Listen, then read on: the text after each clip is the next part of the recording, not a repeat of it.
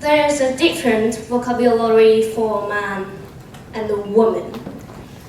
A man does something, it's strategic, but the woman does the same thing, it's calculated.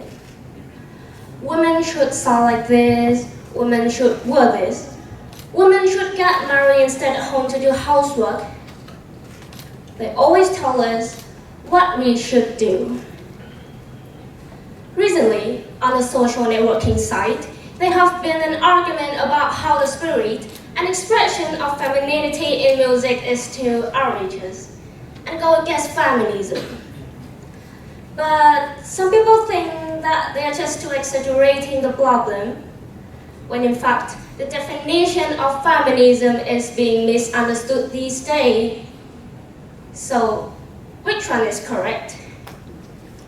Every woman has a right, not only independence and security, but to live her life to the fullest and to express herself to the fullest, and it's called feminism. Someone said, I'm not a feminist. Feminism is not needed in this era of gender equality. Well, I say I'm a feminist. You laugh because you think that women have rights already. And while you laugh at this movement, you're laughing at an estimated 736 million women who have been subjected to physical or sexual violence at least once in their life. Let's take a look with me. Every year, 12 million girls marry before the age of 18. Child marriage happen across country, culture, and religion. My husband was young and immature. His parents would encourage him to beat me. My in-law kicked, hit, and slapped me. But they never whipped me because that would have left marks in my body. I lost my childhood.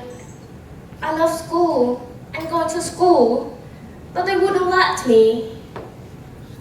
Those were the words of Somalia, a girl who was forced into child marriage. With approximately 42% of girls married before the age of 18, and 9% below the age of 15, Malawi has one of the highest rate of child marriage in the world. Malawi seems like a small and no-faraway country, right? But why child marriage is still legal in 80% of US states? Due to shortcoming in the implementation of the civil law, child marriage are still prevalent. In this context, we must talk about the exploitation of women. And here, the right to identity and the women's rights is not accomplished.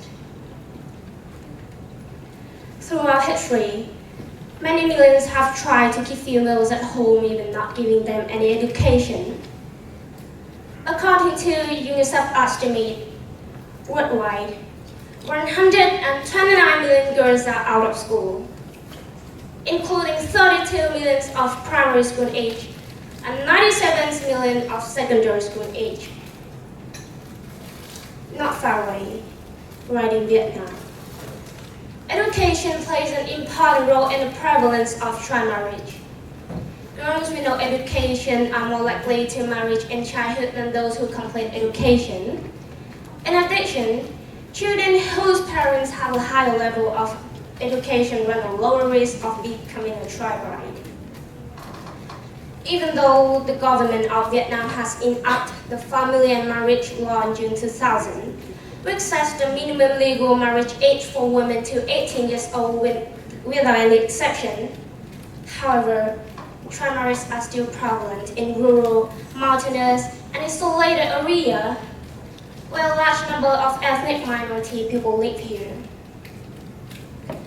As shown in the figure here, there is also the substantial gap in the rates of child marriage between the poorest and richest household, as same as the girls with no education and who completed the secondary school. In 2014, 23.1% of ethnic minority girls are married before the age of 18. This rate of child marriage is especially high among the ethnic minority group with less than 1 million population. After a decade, in 2023, in Lao Cai, which is one of the most cities with many ethnic minority groups living here, recorded 712 girls are giving birth for the first time before 18 years old, an increase nearly 16% compared to the previous year. As I said, under the family marriage law in 2000, the minimum legal marriage age for women is 18 years old with no exception. However, child marriages are still prevalent. But there's a huge intention-action gap. 52% of them acknowledge the minimum legal marriage age for women is 18 years old. But it was more common among the surveyed girls to feel pressure of getting married to avoid being the leftover woman. Just 3% of them responded acknowledged the risk of being trafficked, and 11% of children know how to prevent it from happening. The law is still there, but you know how law is not a law until enforced. Girl voices and women voices are beautiful, but we can't do this alone. Male advocates, they have to jump in too, step in, and work together. And this is the moment when a Vietnamese girl in particular, and millions of girls worldwide will be able to say, I will marry when I want. Women's rights need more than a social media campaign. Social networks just stop at the level of online communication. Instead, we need to get involved, step in, and work on a feminist community project. When the world is silent, even one voice becomes powerful. And I'm here to tell you, women's rights are human rights, and human rights are women's rights. Thank you.